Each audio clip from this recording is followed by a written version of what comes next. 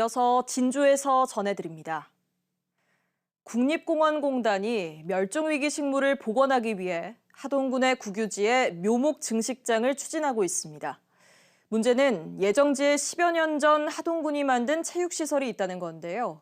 국립공원 측의 거듭된 철거 요청에도 하동군이 이행하지 않고 있습니다. 박기원 기자입니다. 지리산 고지대에 자생하는 구상나무입니다. 10여 년 전부터 천왕봉 등을 중심으로 고사해 기후변화 취약종으로 지정됐습니다. 국립공원공단이 이처럼 기후변화와 멸종위기에 처한 자생식물 보존을 위해 하동군 화계면 국유지에 증식장을 추진한 것은 지난해 하반기부터 자동화된 유리온실에서 묘목을 키우고 야외 묘목장을 조성할 계획입니다. 지난달 설계 용역까지 발주했지만 정작 시설이 들어설 터는 아직 확보하지 못했습니다. 하동군이 설치한 체육시설이 남아있기 때문입니다. 하동군은 2013년 공단과의 협약을 통해 환경부 땅에 테니스장과 족구장, 게이트볼장 등 체육시설을 설치해 사용하기로 했습니다. 당시 협약에는 공익사업이 추진될 경우 체육시설 사용을 취소할 수 있도록 했습니다. 국립공원공단은 이를 근거로 지난해 8월부터 6차례에 걸쳐 하동군의 시설 철거를 요청했습니다. 체육시설을 철거한 뒤 비용을 청구하겠다는 통보까지 했지만 하동군은 이를 이행하지 않고 있습니다. 6차례 하동군에 원상복구를 요청하였으며 지역 주민들과는 한 10여 회 이상 간담회를 진행 중에 있습니다. 체육시설은 잘 활용되고 있을까? 테니스장 바닥에는 불을 피운 흔적이 곳곳에 남아 있습니다. 근처에는 소주병과 맥주병도 높이 쌓여 있습니다. 관리가 전혀 안 되고 있는 겁니다. 이에 대해 하동군은 일부 동호회원들이 시설을 이용해 철거하지 않았고 지역 주민들의 반대 의견도 고려했다고 해명했습니다.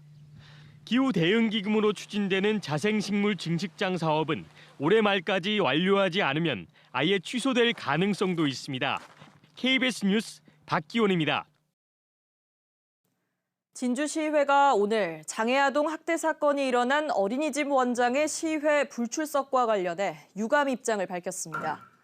진주시의회 윤성관 경제복지위원장은 수사 결과에 따라 어린이집 원장 등이 책임을 져야 하며 시의회 차원에서도 대책 마련에 힘쓰겠다고 말했습니다.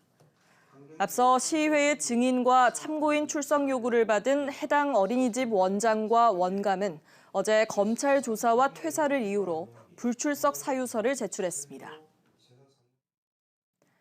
옛 진주역 재생 프로젝트 1단계 사업인 철도문화공원이 오늘 준공했습니다. 480억 원을 들여 축구장 6개 크기로 만든 진주 철도문화공원은 차량 정비고를 활용한 문화시설과 맹꽁이 생태공원 등을 갖췄으며 무궁화호 객차를 활용한 체험 공간도 마련될 예정입니다. 진주시는 2027년까지 국립진주박물관을 옛 진주역 터로 옮기고 문화거리를 조성할 계획입니다. 산청군이 오는 11월까지 경남형 위기가구를 발굴합니다. 대상은 석 달 넘게 전기료를 내지 못한 가구나 물과 전기가 끊긴 가구입니다. 산청군은 전화나 방문으로 위기가구를 찾을 예정이며 위기가구에는 실업급여나 서민금융지원 등 복지 서비스 신청도 안내할 계획입니다. 산림청 함양산림항공관리소가 두 번째 7년 무사고 비행을 달성했습니다. 함양산림항공관리소는 2009년 4월 출범 뒤 2016년 처음으로 7년 무사고 비행을 달성했고 올해 두 번째입니다.